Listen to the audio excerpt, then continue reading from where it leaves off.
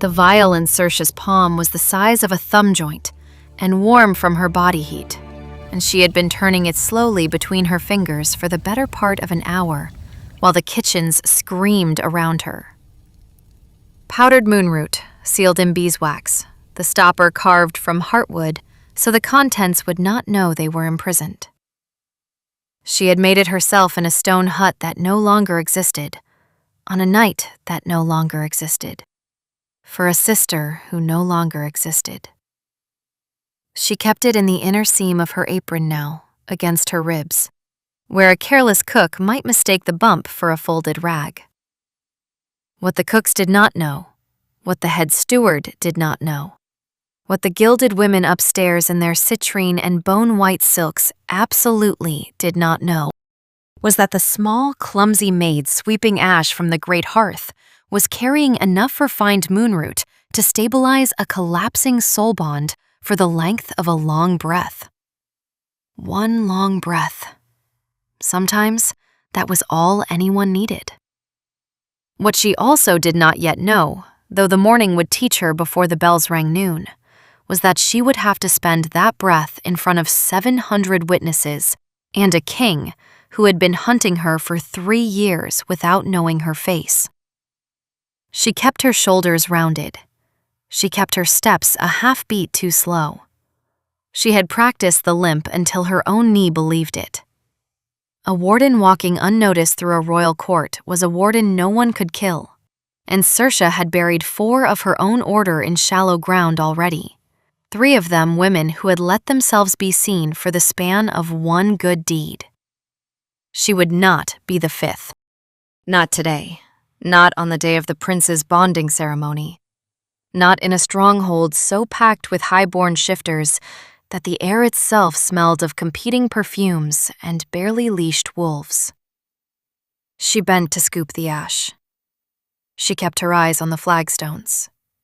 She let the vial press into her ribs like a promise to a ghost. Move, charity case. Juliana of the Eastern Reach swept past her in a hush of cream silk, 2 ladies-in-waiting trailing in her wake, and the toe of her embroidered slipper caught the edge of Saoirse's pail without apology. Ash plumed. A gray smear bloomed across the polished floor. Juliana did not glance back. Honestly, where does Corey find these creatures? Half blind, half lame, and the smell. At least she's quiet, murmured the second lady, whose name Saoirse had not bothered to learn.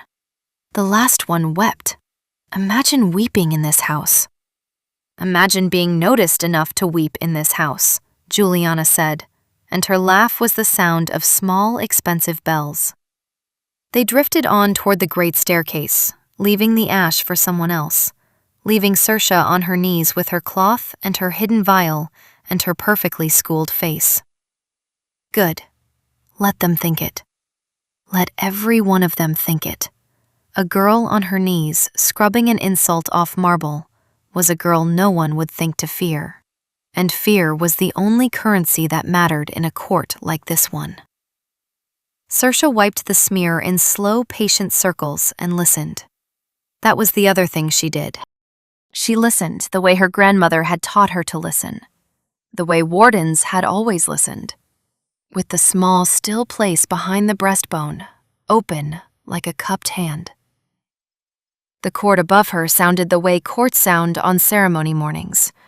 Stringed instruments tuning, servants running. The bright, nervous laughter of women who had been told since girlhood that today might be the day the king finally chose. And under all of it, threaded so fine that no one at the banquet tables would have caught it, a wrongness.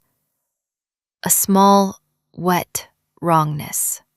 Somewhere in the upper galleries, like a thread fraying in a tapestry behind a curtain. Saoirse's hand stilled on the cloth. She knew that sound.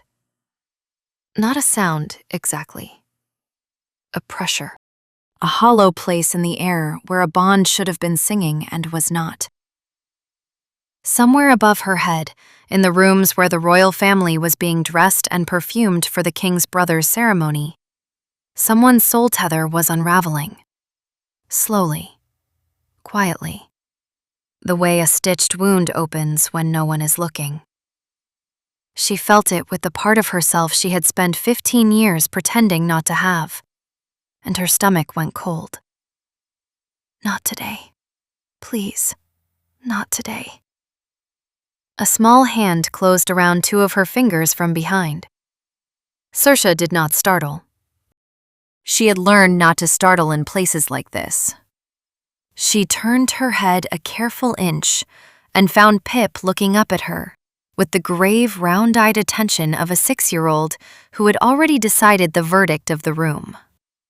Pip was the prince's ward, an orphan from the Western Marches whom Lord Aldrich had brought home from a winter campaign 2 seasons ago and refused to give to any nursery.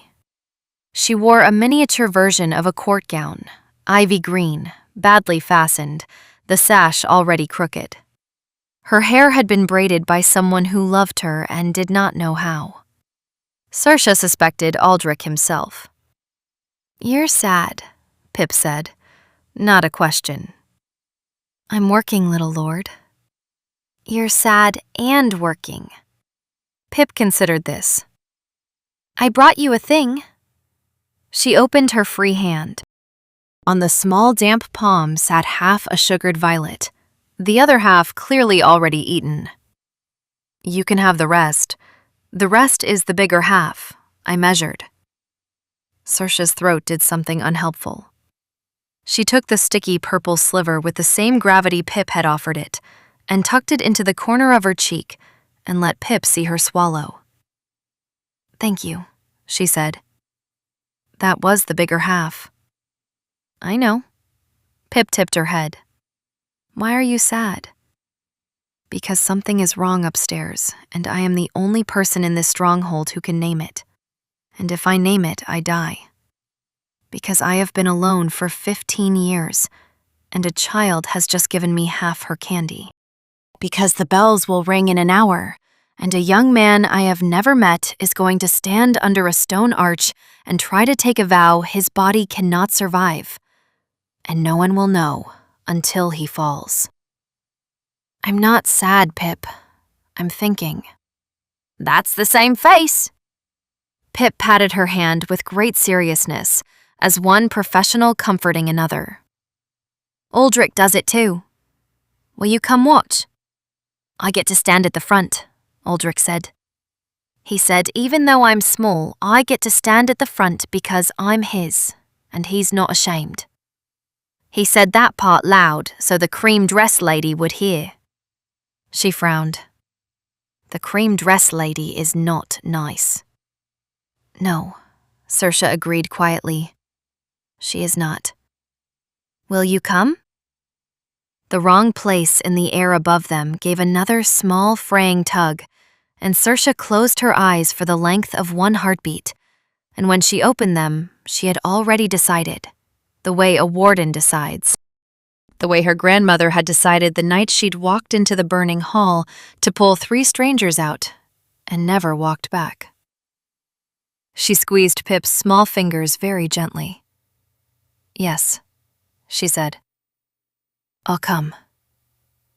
Pip beamed and ran. The kitchen door swung shut behind her with a soft clap, and Saoirse, alone again on the marble with her pail and her ash and the vial pressed warm against her ribs, lifted her face toward the painted ceiling and the gilded galleries above it. And she felt, for the first time since she had walked through the stronghold gates 4 months ago in borrowed boots, the thing she had spent 15 years refusing to feel inside another person's house. Not a flare. Not a blaze. A steadiness, as if something just out of sight had finally stopped trembling.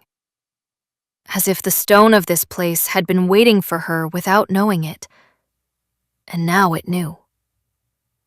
She let herself have it for one breath. Then she folded it back down small, the way her grandmother had taught her to fold lemons for a wound, and she gathered her pail and her cloth and the second half violet still sweet on her tongue, and she walked, slow and limping and unremarkable, toward the great hall where the ceremony would be held. She had perhaps an hour before a young man she had never met would fall. She intended to be standing where she could catch him. The Great Hall of Carrowmore had been built 4 centuries ago by a king who had wanted the gods to feel small when they entered it, and the gods, as far as Saoirse could tell from the way the light fell through the high arched windows, had taken the hint. Banners hung from the rafters in the colors of the northern pacts, midnight and silver and the deep red of old battles. The floor was inlaid stone, a great pale wolf rendered in mother of pearl across the central span, its eyes cut from black tourmaline and its open jaws angled, intentionally, toward the dais where the king now stood. Saoirse had eased into the back of the gallery between 2 pillars where the servants were permitted to watch from a respectful and invisible distance, and from there, with her cap pulled low and her breath kept shallow, she let herself look at him for the first time since she had taken the post. She had been careful before to never look. Looking too long at an alpha was the kind of mistake that snagged a wolf's notice the way a thorn snags wool, and she had not survived this long by snagging anyone's notice. But she needed to see the room. She needed to map it. She needed to know where the brothers stood and where the king stood, and which of the 7 black-cloaked guards along the wall would move first when something went wrong. Because something was going to go very wrong inside the next quarter hour, and she would have 1 breath to use her violin and her bare 2 hands to use it with. So she looked, and she made her face do nothing. He was not a beautiful man. He was something more dangerous than beautiful. He stood at the center of the dais in unrelieved black, the only ornament a single iron circlet across his brow, and even at this distance, Saoirse could see the shape of old violence written into the way he held his shoulders. A long, pale scar ran from the hinge of his jaw down beneath his collar.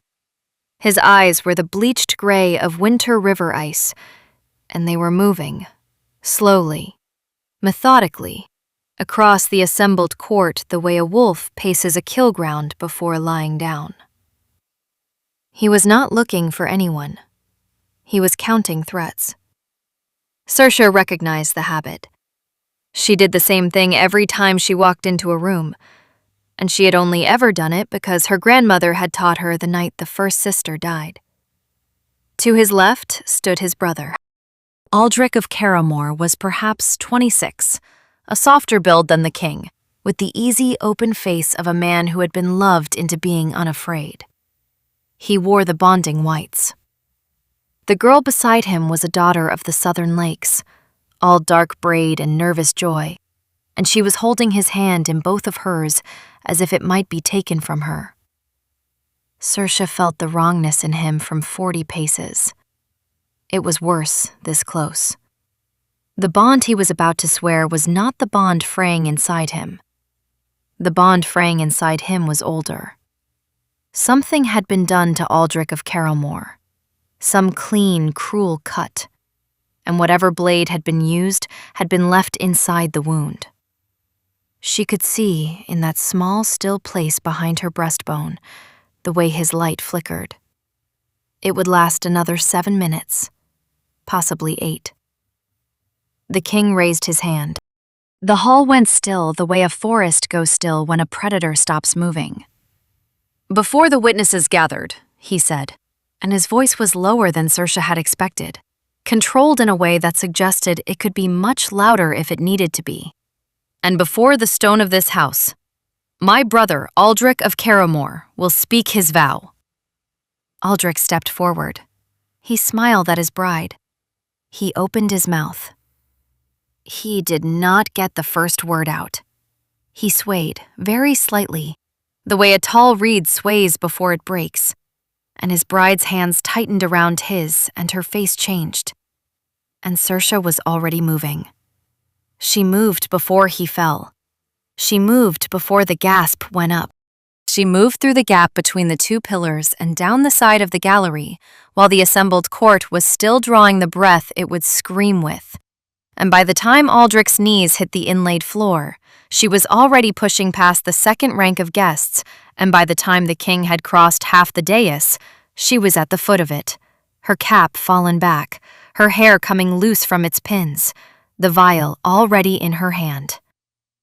She did not climb the dais. She did not have time.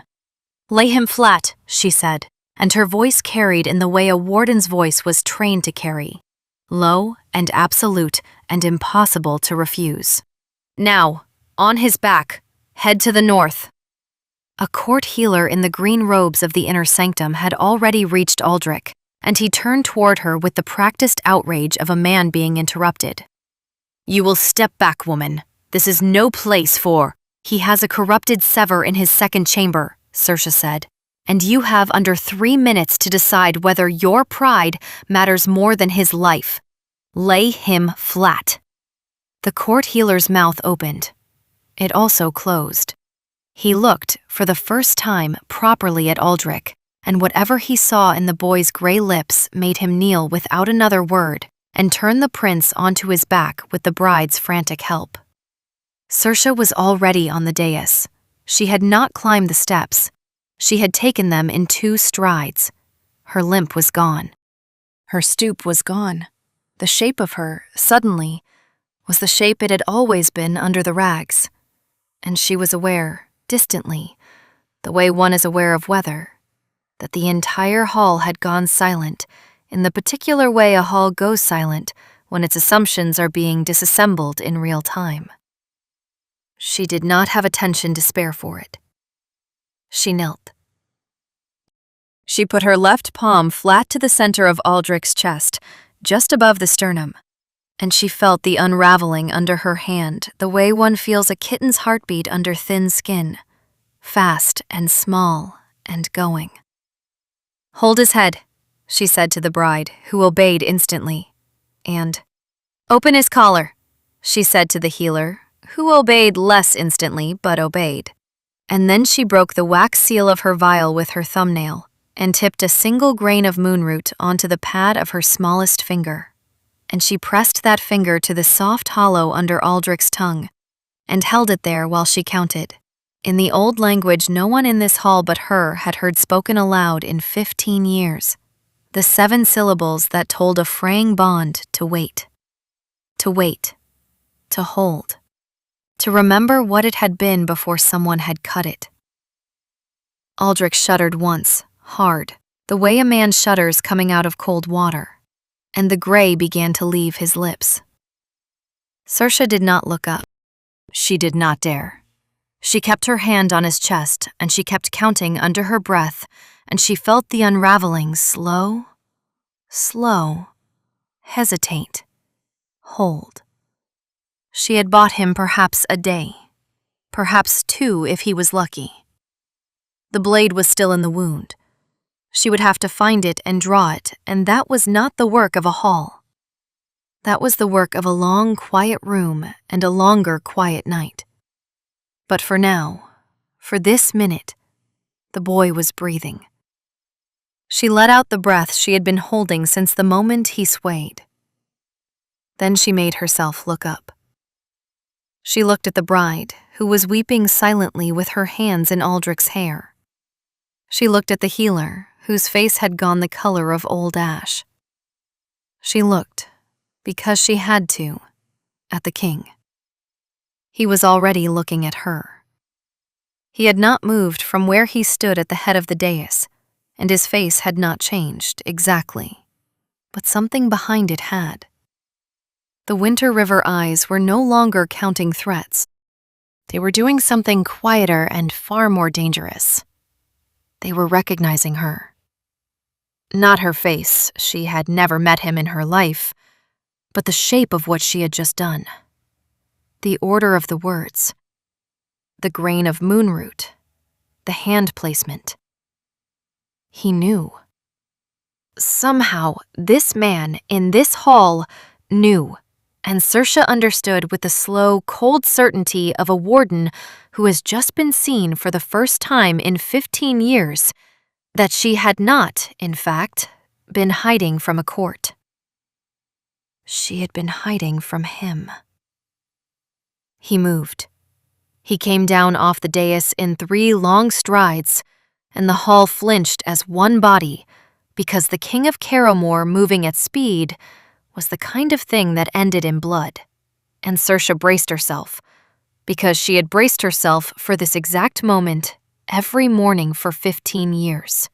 And she had always known it would come at last, and that when it came, she would not run. She would not run. She would only be sorry that Pip had given her the bigger half of the violet for nothing. He stopped in front of her. He looked down at her, and she up at him, and the hall held its breath. And then the Alpha King of Carrowmore, the man who had not bent his neck to anyone in any room in 20 years, lowered himself onto one knee on the inlaid stone of his own great hall, in front of 700 of the most powerful shifters in the north, and bowed his head to a kitchen maid with ash on her sleeve and a half-eaten sugared violet still sweet on her tongue. "Warden," he said. Just that. Just the one word in the old tongue, the way you would speak the name of a thing you had been searching for so long, you had begun to wonder if it had ever existed. "Forgive my house." The hall did not gasp. The hall did not move.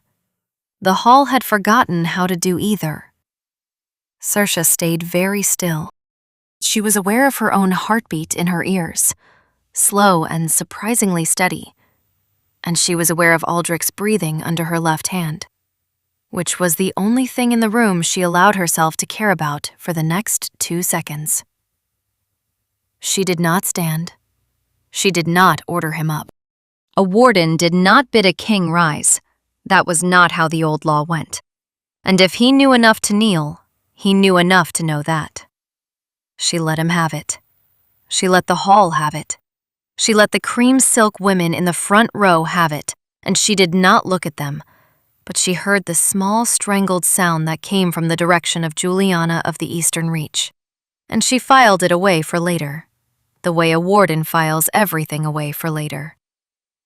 "Your brother is alive," she said, low, only to him. "He will not stay alive without proper work.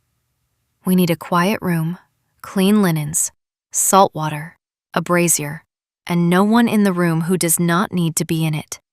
And we need it within the quarter hour. You will have it. And no court healer in the green robes." A muscle moved in his jaw. "Granted." "And the child." He blinked. It was the first thing she had seen him do that suggested he could be surprised. "The child. The little ward, Pip. She comes with me. He'll wake easier with her in the room, and I will not leave her out there with whoever did this." The king lifted his head. He looked at her properly now, river gray eyes meeting hers without flinching, and she saw something open inside them that had been shut for a very long time. "You think it was done from inside this house?" "I know it was done from inside this house. The blade is still in him. Someone in this hall walked past your brother this morning and finished a cut they began some time ago. I would prefer not to discuss which someone in front of 700 witnesses, my lord." "No," he said softly. "No, you would not." And then, still on his knee, still bowed before her, he raised his voice enough to carry to the back of the hall, and the hall shivered to attention. "The ceremony is suspended. My brother lives. The warden of the old order has my brother in her keeping, and any hand raised against her hand is raised against the throne of Carrowmore. Clear the hall. Captain Corey, the inner east room. Now." He stood. He offered her his hand. Saoirse looked at it, The broad, scarred palm of an alpha king extended down to a kitchen maid in front of his entire court. And she thought, with a small, dry inner voice that sounded a great deal like her grandmother, "Well, girl, you want it not to be noticed, and you've made an absolute ruin of it." She placed her hand in his. He closed his fingers around hers with the careful, deliberate gentleness of a man who had spent his entire life learning not to break things by accident. He helped her up. The inner east room was smaller than Saoirse had expected, and warmer, lit by a low fire and a single high window through which a wedge of mid-morning light fell across the bed where they had laid Aldrich. Corey, a broad, black-bearded shifter with a soldier's economy of movement, had cleared every body from the room except the bride, the king, Saoirse, and after a brief, murmured negotiation at the door, a 6-year-old in a crooked ivy-green sash who had walked in with the gravity of an ambassador and gone directly to the head of the bed without being told. Pip put her small hand on Aldrich's hair. Aldrich, even unconscious, turned his face an inch toward her, the way a sleeping animal turns toward a familiar smell. Saoirse noted it. A bond there too, then. Not soul-deep, but real. Useful. She unrolled her sleeves to the elbow and asked Corey for the salt water, and Corey produced it without question, and Saoirse began. The work took the better part of 3 hours. Saoirse did not speak during most of it, and the king, to his credit, did not require her to. He stood at the foot of the bed with his arms folded and his face unreadable, and he watched her hands. And twice when she needed something she did not have the breath to name, he was already passing it to her. He had clearly, at some point in his life, sat at a warden's elbow. Saoirse noticed and did not comment. She drew the corruption out in small, dark threads, the way her grandmother had taught her, anchoring each pull with a syllable in the old tongue and a press of her thumb to the hollow at Aldrich's throat. The bride, whose name she learned was Mira of the Lakes, held Aldrich's left hand throughout, and did not flinch even when the threads came out blackened and writhing, and Saoirse laid them in the brass bowl Corey had brought, where they sizzled and went to ash. Pip watched everything. Pip did not look away, not once, not even at the worst of it. At one point, Pip said, conversationally, to no one in particular, "The bad thing is going away."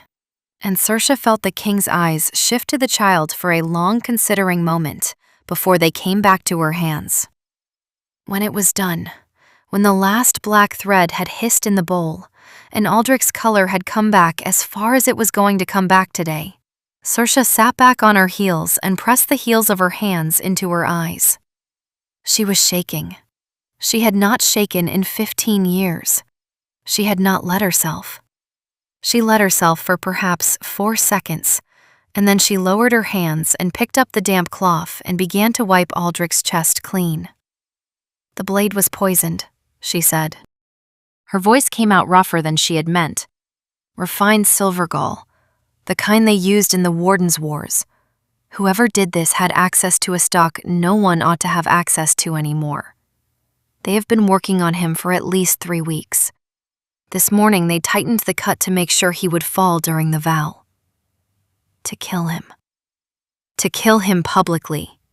To do it in front of his bride and his brother and his bannermen and call it a curse on the line. There is more cleverness in this than ordinary cruelty, my lord. They wanted the house to lose faith in itself." The king was quiet for a long moment. "And you can name the silver gall." "I can name the silver gall. I cannot, in this room, in this hour, name the hand. I would need to walk the kitchens and the apothecary and the receiving rooms. I would need a day. And I would need," she said, and her voice steadied, "for the hand to believe that it has not yet been seen. Then we give it that." She looked up at him properly for the first time since the dais. He had taken off the iron circlet at some point and laid it on the windowsill. And without it, he looked younger and very tired, and his river-gray eyes were on her face with an attention that should have unsettled her. And somehow, in this small, warm room with a sleeping boy and a watching child and a praying bride, did not. She waited. "My name is Vasher," he said. "You will use it in this room. I have been looking for one of your order for 3 years. I had begun to believe none of you remained. I owe you my brother's life, and a very long apology for a house that did not know how to recognize you when you walked through its gate. I will make both right. Tell me what you need." "I need you to keep kneeling, in a manner of speaking," Saoirse said, and surprised herself with the ghost of a smile.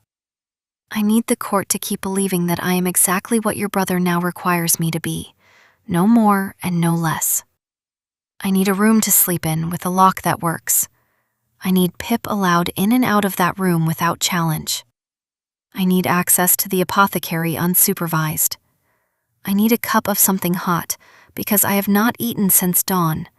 And I need," she said, and her voice did the thing it did when she had run out of resources, just slightly, "to not be alone in this for the next 12 hours, my lord, if it can be arranged." "Vasher. Vasher. You will not be alone in it." He said it the way he had said the suspending of the ceremony. Absolute. Not a vow asked for, simply a fact stated. "Corey, see to the room. Pip, you will take the warden to the south kitchens, and you will find her the best of whatever cook has not yet sent up, and you will do it without telling anyone whose plate it is for. Do you understand me, little wolf?" "Yes," said Pip, with the immense satisfaction of a 6-year-old being given a covert assignment by a king. "Come on, cook makes good apple things. I'll get you the bigger half." Saoirse let herself be tugged. At the door, she paused and glanced back. Vasher was standing by the bed, looking down at his brother, and his shoulders had dropped, finally, the way the shoulders of a man drop when he is alone with the people he is allowed to love. And Saoirse understood, with the small, exact precision of a warden reading a wound, that the king of Carrowmore had been holding his brother upright in his own mind for weeks, and had not known how to put him down. She did not say anything. She closed the door softly behind her and let Pip lead her down the back stairs. The south kitchens were quieter than the main, given over to the small private meals the family took when they did not feel like being royalty. And cook, a square brown-skinned woman with flour to her elbows and an opinion about everything, took one look at Saoirse's face and at Pip's small, important grip on her hand, and asked no questions. She put Saoirse at a scrubbed wooden table near the hearth, set down a clay mug of something hot and brown that smelled of malt and honey, sliced a wedge of yesterday's apple cake the size of Saoirse's fist, and turned her broad back as if to say, "Eat in peace, I am not looking." Saoirse drank. Saoirse ate. Pip sat across from her with a smaller wedge and chewed slowly, and watched her with the same grave attention she had brought to the sick room. And after a while, Pip said, "You're not really lame, are you?" "No, Pip." "And you're not really slow?" "No." "And the cream dress lady is going to be very sorry." Saoirse laughed before she could stop herself. It was a small, startled sound, and it surprised her almost as much as it surprised Cook, whose shoulders twitched at the stove. "Pip, you should not enjoy that idea quite so much." "I should," Pip said firmly. "She made you scrub her ash, and she did it on purpose. And Aldrich says when bad people are sorry, it means the world is being fair for a minute. I like fair." She paused. She put down her cake. She said, with a sudden, small, sober shift that made Saoirse's chest ache, "Are you going to leave now?" "No, Pip." "Are you sure? Because important people leave. Aldrich says they don't mean to, but they do. They have other places. I have no other places, Pip. Saoirse set the mug down. She reached across the table and tucked a stray wisp of Pip's poorly braided hair behind her ear. I have you and the apple cake and a job to finish. And when the job is finished, I will still have you and the apple cake. That is a warden's word. A warden's word doesn't break. Pip looked at her for a long, serious moment. Then she nodded once, satisfied, the way a small judge signs off on a verdict, and picked her cake back up. Good, because Aldrich likes you and I like you, and I think the king likes you also, and that is 3. 3 is enough. 3 is plenty, Saoirse agreed gravely. She did not, while she ate, allow herself to think about the king kneeling. She did not allow herself to think about the way his hand had closed around hers, careful as a man handling a bird he was afraid of crushing. She did not allow herself to think about the steadiness she had felt in the great hall, the small, still place behind her breastbone going quiet for the first time in 15 years. There was work to do. The blade was out of Aldrich, but the hand that had held the blade was still walking the corridors of Carrowmore in expensive shoes, and Saoirse had, by her own count, perhaps 12 hours before the hand realized that the prince had not died on schedule and began to ask questions. 12 hours to walk the apothecary. 12 hours to map the kitchens. 12 hours to find the silver gall and the fingers that had measured it. She finished her cake. She drained her mug. She thanked Cook, who only grunted and pushed another slice toward her without turning around. She let Pip take her hand again, and she let Pip lead her up a back staircase she had not previously known existed, toward the small east room Corey had set aside for her, and she began, in her head, to count. The apothecary was on the 3rd floor of the North Tower, and Saoirse walked into it in the late afternoon with Corey 2 paces behind her and a sealed letter from the king in her sleeve that gave her authority over every cabinet, every drawer, and every locked box in the room. The court apothecary, a thin man named Brennick, with ink on his fingers and a pinched look around the eyes, took one glance at the seal and stepped back from his own counter without a word. Saoirse did not thank him. She did not look at him. She crossed to the wall of small dark drawers and began to read the labels in the careful, unhurried way her grandmother had taught her. Because the trick to finding poison in an apothecary was not to look for poison. The trick was to look for absence. The small empty space on a shelf where a labeled jar should have been and was not. She found the absence in the 3rd cabinet, a round ring of dust on dark wood the size of a small jar, and no jar. The label on the shelf said, in a careful old hand, "Refined silver gall, for inscription work, restricted," and the jar that had stood there for, by the look of the dust ring, at least a decade, was gone. "Brennick," she did not raise her voice, "when did you last open this cabinet?" The inscription work cabinet, Warden, that's not a..." "When?" "A month? Perhaps 6 weeks. We have not had call for..." "Who else has the key?" He swallowed. "Myself, the head of household, the king, and..." He stopped.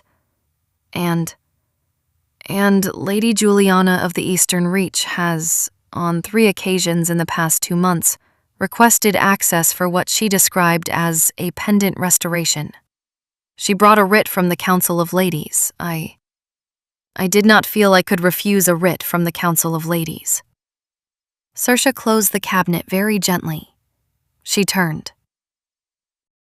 She looked at Corey, who was already looking at her with an expression that suggested he was running, in his head, the route from this room to wherever in the Stronghold Lady Juliana of the Eastern Reach was likely to be at this hour.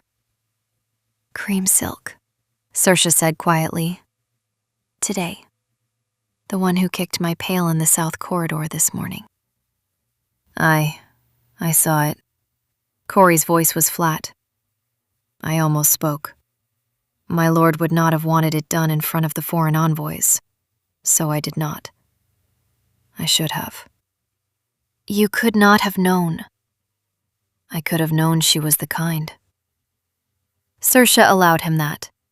She crossed back to the counter. She took a clean square of linen from her apron and a small folding knife from her belt, and she scraped, carefully, the dust from the empty ring and the dust from the rings on either side of it, and she folded each into its own twist of linen, because dust would tell her, in the right light, with the right lens, whether Silvergull had been the only thing to leave that shelf, or whether something else had gone with it. She tucked the twists into her bodice. She nodded once to Brennick, who looked as if he might be about to weep or be sick, and she walked out of the apothecary with Corey at her shoulder. In the corridor, she stopped. She put a hand to the cold stone of the wall and let herself breathe for the count of 4. Corey waited. It is not only her, Saoirse said at last. No? She is highborn enough to demand a writ, and stupid enough to use her own name on it. Whoever planned this used her as a hand. They wanted a name on the writ that would not point to them. A jealous girl who has been told her whole life that the king would choose her, throwing a tantrum at his brother because she could not reach the brother. That is the story they want us to tell. And it is part of the story. But there is a colder hand behind hers. The cut into Aldrich was old and patient, Corey.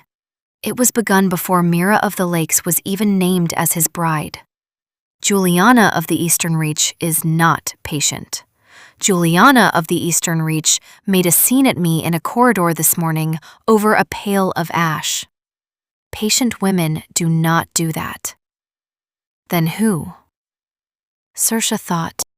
She thought of the green-robed healer on the dais, of the practiced outrage with which he had told her to step back, of the way his face had gone the color of old ash when she had named the wound. He had known. He had not known the depth of it, perhaps, but he had known there was something. He had been on that dais expecting Aldrich to fall, and he had been ready to be the one to pronounce it a curse on the line. She thought of the writ. A writ from the Council of Ladies required a counselor's seal. She thought of who, on that council, sat closest to the throne. She thought of who, in this stronghold, would benefit most from a young prince dying publicly under a vow and a warden never being found in time. His name is Master Halbin, she said quietly. The king's chief advisor. The man who poured the wine at the morning council. The man, I would wager, who told Brennick 3 weeks ago that the inscription cabinet ought to have its lock checked. The man who gave Lady Juliana her writ and let her think it was her own clever idea. He has been arranging this for months. He used the green-robed healer as his certifying mouth, and Juliana as his deniable hand. And he meant to use the death of a beloved prince to crack the king's grip on the council. Vasher unbent today in front of 700 witnesses. Halbin will know by sundown that his weapon has been blunted. He will move tonight. He will move on me. And he will move on Pip, because Pip is the second emotional anchor in this house. And Halbin is precisely the kind of man who would understand exactly what removing her would do. Corey was already walking. I am putting 4 men on the child. Put 2. 4 will tell him we know. Put 2 visible and 2 not. And put me with her tonight. Aye. And Corey, he stopped. Tell Vasher, quietly, in a small room. Not in any room with windows that face the inner court, and not in the council chamber. Halbin has been listening to that chamber for years. Aye, Warden. She let him go. She stood alone in the cold tower corridor for a long moment, the dust twists pressed against her ribs alongside her vial, and she thought, I am being seen. After 15 years of careful invisibility, in the span of a single morning, I am being seen by an entire court, and the seeing has bought a boy his life and put a child in danger, and tipped a quiet, patient murderer's hand. She did not know yet whether the trade was worth it. She suspected she was about to find out. She found Pip in the small east room Corey had given her, curled in the window seat with a wooden horse in her lap and her face pressed to the glass, watching the inner court below. Aldrich had been moved to a room across the hall, watched by Mira and by two of Corey's quiet men, and the corridor between them now smelled, faintly and reassuringly, of the herbs Saoirse had asked the kitchens to scatter on the threshold. Pip looked up when she came in, and her small face, which had been carefully neutral, broke open into relief, and Saoirse understood that the child had spent the last hour believing, in the unspoken way children believe, that she had been left. I told you, Saoirse said, crossing to her. A warden's word. I know. Pip's voice was small. I know. Only sometimes I forget. Saoirse sat down on the window seat. Pip immediately rearranged herself so that her small bony shoulder was pressed firmly against Saoirse's arm, and her wooden horse migrated, by some natural law, into the gap between Saoirse's hip and the cushion. They sat like that for a while without speaking. Saoirse watched, through the glass, the slow, careful movements of Corey's men placing themselves at the corners of the inner court, and the slower, less careful movements of the courtiers strolling and pretending not to notice them, and the slowest, most careful movement of all, a thin, gray-robed figure in the cloister walk who paused, very briefly, to look up at the window of this exact room, and who, when Saoirse did not move and did not flinch, smiled a small, thin smile and walked on. Master Helbin. Hello, then. That man is not nice, Pip said against her arm, without looking up from the wooden horse. No, Pip, he is not. He looks at people like they're already broken. That is exactly how he looks at people, sweet thing. You have a very good eye. Aldrich says I do. Pip turned the wooden horse over in her hands. The man came to my room once, last week. He said he was checking the windows for drafts. He didn't check the windows. He looked at my pillow and my cup and my horse, and then he left. Saoirse went very still. Pip. Did he touch the cup? No, he looked at it. For a long time. And the pillow? No, he looked at it. I pretended to be asleep. I don't like him. I pretended to be asleep so he would go away faster. You are, Saoirse said very softly, the cleverest small person I have ever met. I want you to listen to me. From now until I tell you otherwise, you do not eat or drink anything in this stronghold that does not come from Cook's hand or from mine. You do not sleep in your own room tonight. You sleep in this room with me. You do not go anywhere without one of Corey's men or me at your shoulder. And if Master Helbin speaks to you, you smile at him the way a small child smiles, and you say nothing, and you come and find me. Do you understand? Yes. Repeat it. Pip repeated it, all of it, in the careful, exact way of a child who has understood that this is one of the games where getting it wrong has consequences. And Saoirse kissed the crown of her badly braided head and felt, in the small, still place behind her breastbone, the second steadiness she had ever felt in her own life. She did not name it. She did not allow it to spread.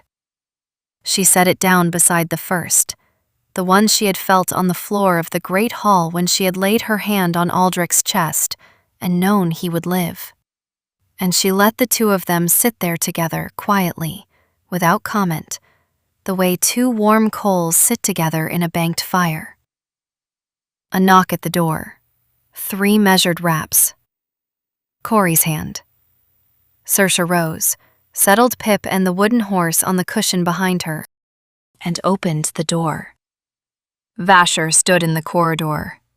He had not changed out of the black he had worn for the ceremony, but he had taken off the heavy outer coat, and his sleeves were rolled to the elbow, and Saoirse noted, with the part of her mind that was always cataloging, the deep ridged scar across the back of his left forearm, and the slimmer, paler one along the inside of his right wrist. He had bled for things before. He had bled enough times that his body had a story now. He looked at her and then past her at Pip on the window seat, and the line of his mouth softened by a fraction. And Pip waved at him with the wooden horse, and he inclined his head to her with the perfect, grave courtesy he would have offered a visiting queen. "Corey told me," he said, low. "Halbin." "Halbin." "He was in the council chamber an hour ago, drafting a notice of mourning for my brother." He had it half written when Corey walked in and informed him the prince was conscious and asking for soup. Saoirse felt the corner of her mouth twitch. "And Halbin?" Halbin smiled. He congratulated me. He folded the notice into his sleeve as if it were a list of honors. He has not left the chamber since. He is waiting for me to make a move so he can tell whoever is paying him what shape the move was. "If we move tonight, Warden, we move quietly. We move tonight. Tell me how." She told him. She had been thinking it through since the cloister walk. They would not arrest Halbin in his chamber, because the chamber was almost certainly trapped in some small, clever way that would either kill the men who entered or warn whoever else was in the plot. They would draw him out. They would let him believe that the prince's recovery was less complete than reported, that Saoirse was being moved at midnight to a quieter wing for what would look, to a watching eye, like a desperate last-ditch working. They would let him believe that Pip would be left in this room with only one of Corey's men at the door. They would let him come for the child, because Halbin, Saoirse was certain now, would not be able to resist. Because Halbin understood as she did that Pip was the second anchor in Vasher's chest, and a man does not unspool a king without unspooling everything the king loves. They would be waiting. "And if he sends a hand instead of coming himself?" Vasher said. "Then we follow the hand back to him, and we take him in his bed, and we give him to the old law. The old law will not be gentle." "No," Saoirse said quietly. "It will not. He poisoned a warden's prince with Silvergall, Vasher. The old law is very specific about what is owed for that.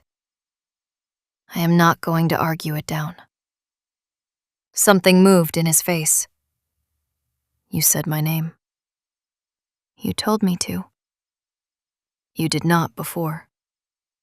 "I am tired," she said, "and you are not asking me to be a maid right now. And so I am being a warden who calls a king by his name when he asks her to.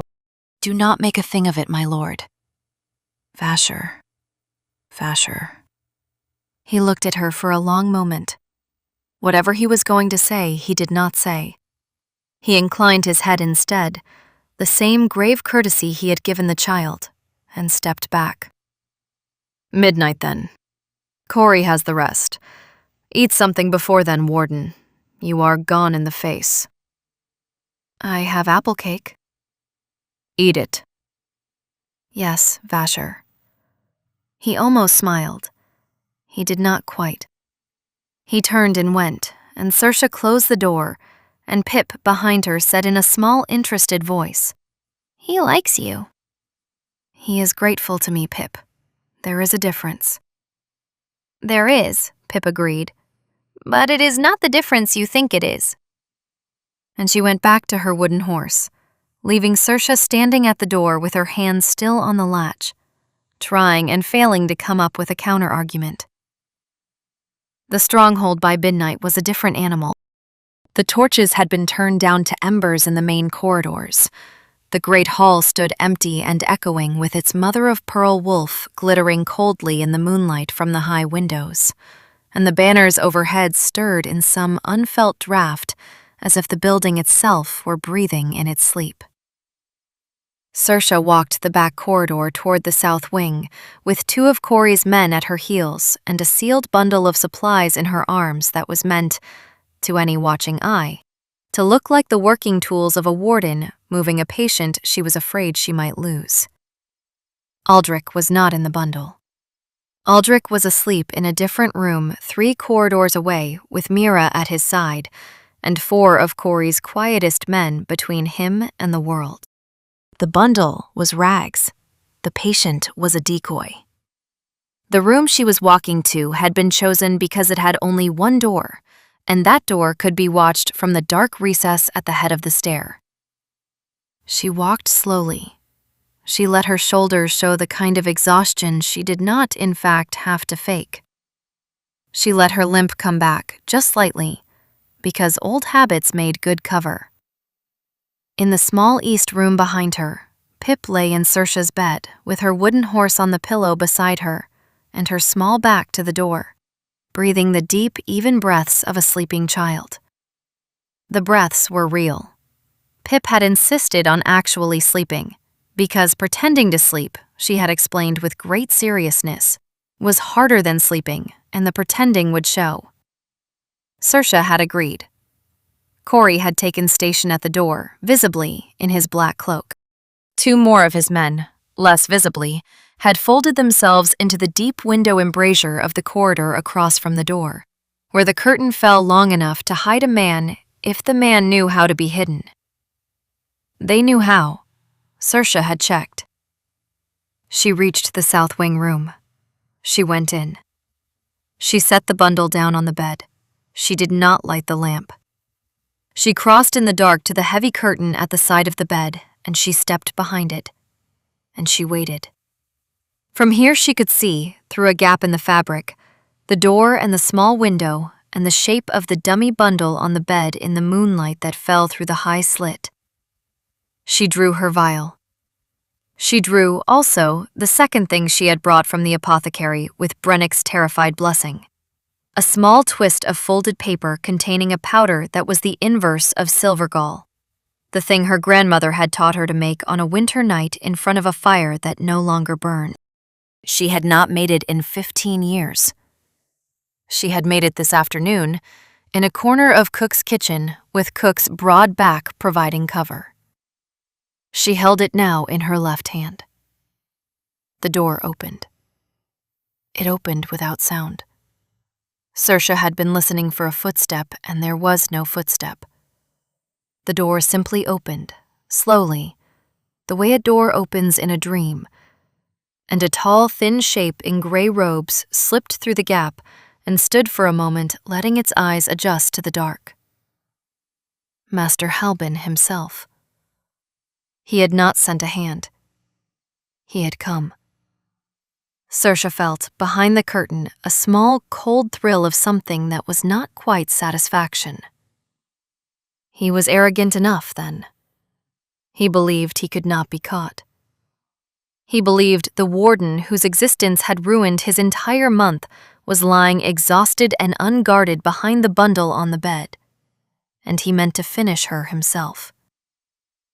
He crossed to the bed. He bent over the bundle. He had a small glass tube in his hand. He uncorked it with a careful thumbnail, and he leaned down to tip its contents into what he believed was the open mouth of a sleeping warden. And Saoirse stepped out from behind the curtain in the dark and said, very gently, in the old tongue, the 7 syllables that told a working to hold. The contents of the tube did not pour. They froze in the glass as if mid-fall, suspended in a tiny silver column, and Master Halbin jerked upright and turned, and Saoirse threw the powder.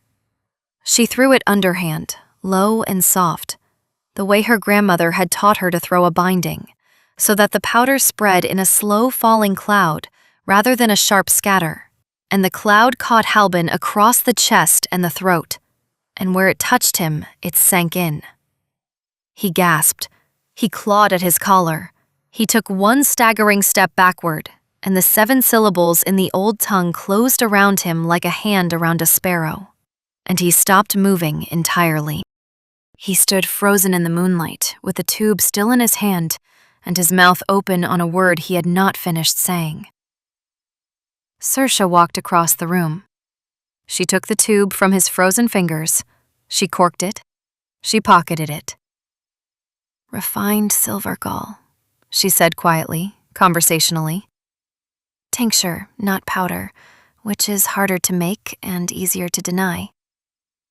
You meant to put it under my tongue and walk away, and let me die quietly before dawn.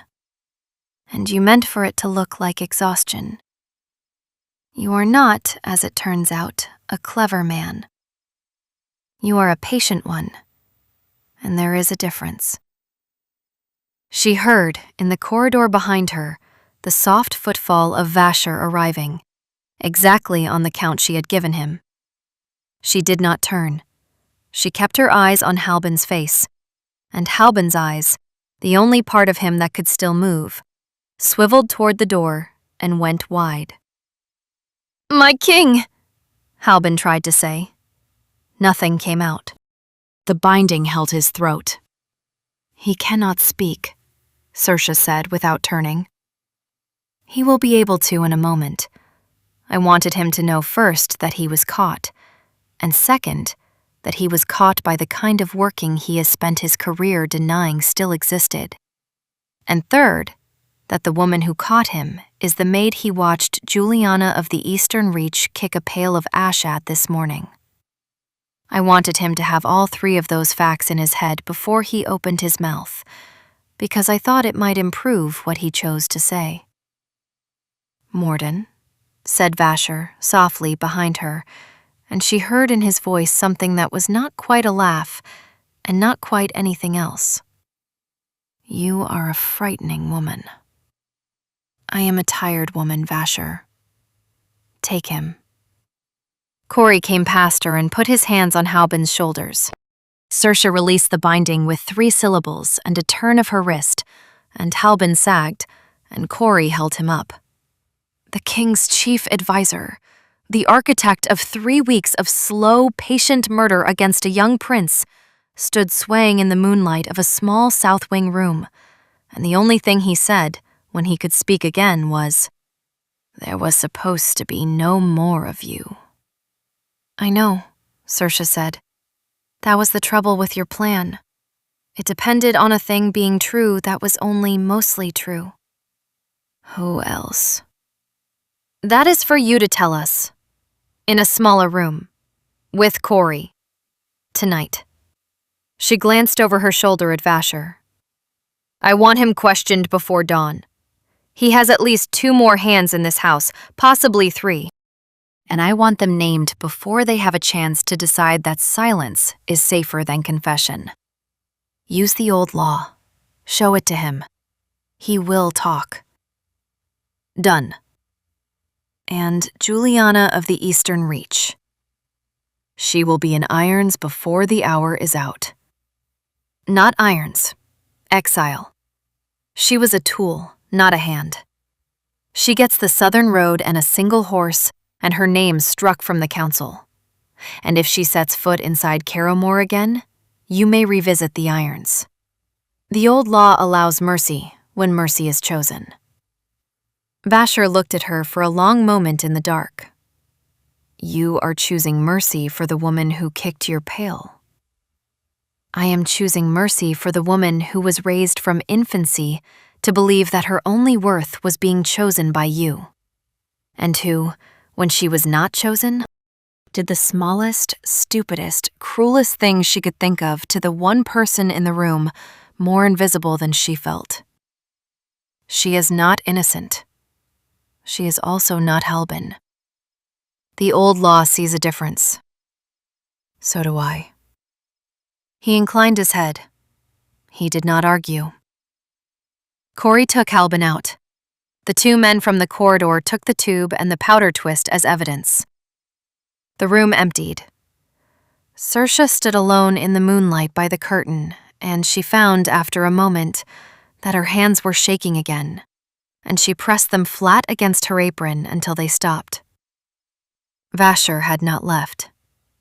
He stood in the doorway with the corridor torchlight behind him, and his face was in shadow, and his voice, when he spoke, was very quiet.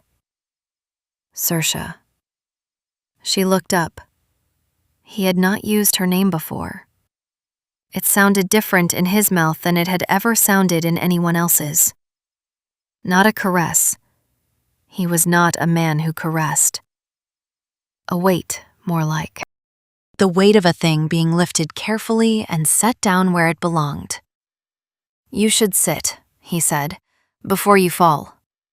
"I am not going to fall." "You should sit anyway." She sat. She sat on the edge of the bed beside the dummy bundle, and after a moment, he came in and sat at the other end of the bed, not close, with the bundle between them like a careful chaperone, and they did not speak for a while. The moonlight moved across the floor. Somewhere down the corridor, a door closed. Somewhere further off, a child slept with a wooden horse beside her on a pillow, and the small, still place behind Saoirse's breastbone, against her will, against 15 years of training, did the third thing it had done that day. A steadiness, as if something just out of sight had finally stopped trembling, and this time she did not set it down beside the others. This time she let it be what it was. "You were hunting me," she said at last. "I was hunting any of your order. There has not been a warden in Carrowmore in 15 years, and the bloodline of this house has been failing for 10 of them. My father died of a severe no-court healer could read. My mother died of grief 2 months later. Aldrich was 11. I was 19. I have been afraid, every day since, that I would watch him go the same way. And today I almost did. And I would have, if a maid I had not bothered to look at had not crossed my hall and given an order. I owe you everything, Saoirse. I will spend the rest of my life paying it. I do not expect you to let me. I am telling you because you should know." "Vasher." "I know. You do not know. Be quiet. Listen." She drew breath. "I have been hiding for 15 years. Not because I did not know who I was. I know exactly who I am, and I have known since I was 9 years old, when my grandmother put my hand on a dying man's chest and made me feel the thread go quiet under my palm. I hid because every warden who let herself be seen got buried in shallow ground. And I was not willing to be buried. That is not a hidden gift waking in me, Vasher. That is a known gift I have been refusing to spend for a decade and a half, because I was the last vessel, and the vessel could not afford to crack. Do you understand the difference? I understand the difference. Today I spent it. I spent it for your brother, and I spent it again for your ward, and I spent it a third time in this room. And I am still standing, and the vessel did not crack. That is the thing I am only just learning. That is the thing I came here not knowing." She looked at her hands, which had finally stopped shaking. "I came to your house to keep hiding. I am leaving your house, if I leave it, having decided to stop. That is not a small thing. I am telling you because you should know." He was quiet for a long time. Then he said, "Are you leaving my house?" "I do not know yet." "Take as long as you need to know." "That is a dangerous offer from a king." "It is an honest one from a man." He looked at her across the dummy bundle. "I am not going to ask you for anything tonight, Saoirse. I am not going to ask you for anything tomorrow. I am the king of a house that did not know how to recognize you when you walked through its gate, and I have a great deal of work to do before I am the king of a house worthy of asking you for anything at all. Stay or do not stay. Use the apothecary, use the south kitchens, use Pip's window seat. Use my name when you are tired.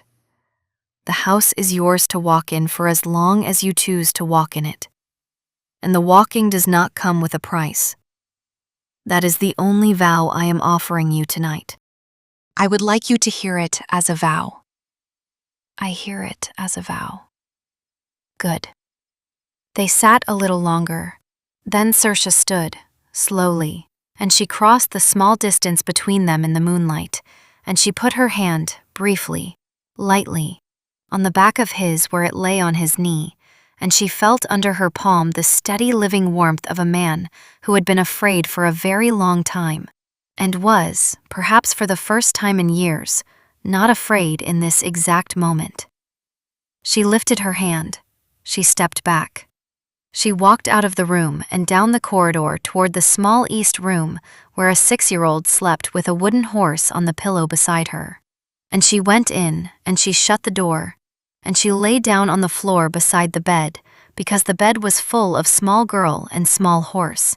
And she slept, finally, for the first time in 15 years, with the small still place behind her breastbone open like a cupped hand that was not afraid of being seen. It was 11 days later. Saoirse was in the south kitchens with her sleeves rolled to the elbows and flour to her wrists, and Pip was standing on a stool beside her with her ivy green sash pinned up out of harm's way, and the two of them were attempting, not very successfully, to teach a lump of dough to behave the way Cook had told them dough was supposed to behave. Cook herself was at the far end of the kitchen with her broad back turned, pretending not to watch, occasionally barking a single instruction over her shoulder without looking. The window above the long table was open to a mid-morning that smelled of late apples and wood smoke, and the particular cold, clean air of a mountain stronghold sliding toward winter. Aldrich was upstairs in a chair by his own fire, reading, which was the most strenuous thing Saoirse had cleared him to do this week. Mira was with him. Corey was, by long custom now, in a chair outside Pip's room every night, and at his post every day. Master Halbin was in a stone cell 2 levels below the kitchens, and the 4 hands he had named in the small room before dawn had been quietly removed from the household over the course of the first week, with no public spectacle, the way Saoirse had asked. Lady Juliana of the Eastern Reach was, by last report, 3 days down the southern road on a single horse, with her name struck from the council. She had not, at the gate, wept.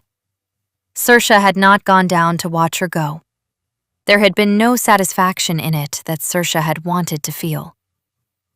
"You are pressing it like you are angry at it," Pip observed. "Of the dough." "I am not angry at it."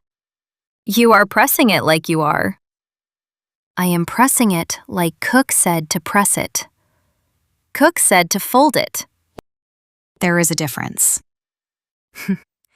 Cook, at the far end of the kitchen, made a small sound that might have been a cough and might have been a laugh. Saoirse conceded the point. She folded the dough. Pip nodded approvingly and went back to her own much smaller and much messier lump. The kitchen door opened. Vasher came in. He had been doing this with increasing frequency over the past week, drifting through the south kitchens at unlikely hours on what he claimed were routine inspections of the household. And Cook, whose opinion on this development she had not shared with anyone, but who had begun to leave a clay mug of the malt and honey drink on the corner of the long table at mid-morning without comment, did not turn around now either. Vasher took the mug. He drank. He came down the table and stood across from Saoirse and Pip, and he watched them fold dough for a while in companionable silence.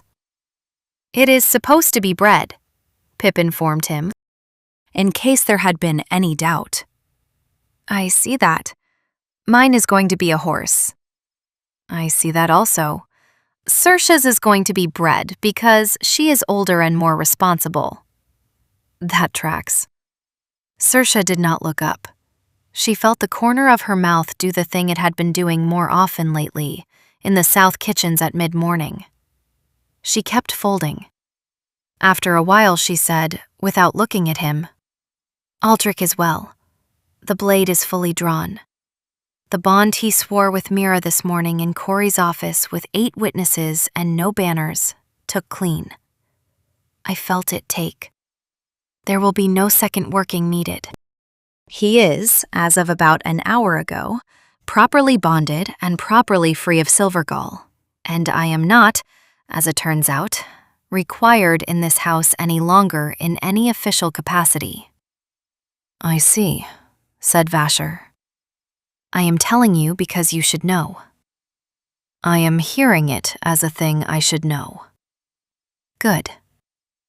Pip, between them, was very carefully attaching what was supposed to be a tail to what was supposed to be a horse. She did not look up. She said, with the immense calm of a 6-year-old who has been thinking about a problem for some time and has reached a conclusion. She is not going anywhere. Pip, you are not. You said, a warden's word does not break. I said I would not leave until the job was finished. The job is not finished. The job is finished, sweet thing. Aldrich is well. There is a different job, Pip said, with patient certainty. There is the apothecary that does not have a person who can read Silvergall in it. There is me, who is going to need to be taught things when I am older. There is the kitchen, which needs you because Cook says so even though she does not say so. There is the king, who looks tired in a different way than he did before, but still tired. There are jobs. You have a warden's word. You said. So you are not going anywhere. I worked it out. There was a small silence. Cook, at the far end of the kitchen, did not turn around, but her shoulders had gone very still. Vasher did not move. Saoirse looked, at last, up from the dough. Pip was looking up at her with the same grave, round-eyed attention she had brought to the kitchen floor on the morning of the ceremony, and she had, in her small flour-dusted hand, half a sugared violet, the other half clearly already eaten. I brought you a thing, Pip said. You can have the rest. The rest is the bigger half, I measured. Saoirse took the sticky purple sliver. She tucked it into the corner of her cheek. She let Pip see her swallow. Thank you, she said, in a voice that did not quite go where she had meant to send it. That was the bigger half. I know, said Pip, satisfied, and went back to her horse. Vasher set down the mug. He did not say anything.